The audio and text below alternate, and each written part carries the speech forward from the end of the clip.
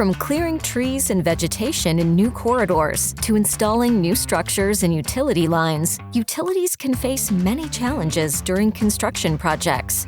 During the construction of a new overhead electric transmission right-of-way, Dominion Energy wanted to avoid unpredictable forestry costs that could affect progress on the project. Dominion called upon their longtime partnership with Davy Resource Group to find a solution to this challenge. Davy Resource Group's remote sensing team used LiDAR-equipped drones and advanced LiDAR tree segmentation algorithms to map the planned right-of-way and identify potential fall-in-risk trees. Davy's remote sensing team captured, processed, and delivered LiDAR data for 20 line miles within 3 weeks, allowing Dominion to use the findings during the clearing phase and include the data in bid packages.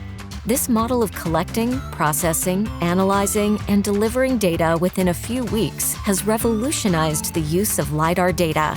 Thanks to Davy's inventive use of drone and LiDAR technology, Dominion hopes to use this application throughout its operations for more accurate clearing costs and proactive solutions to prevent potential schedule delays.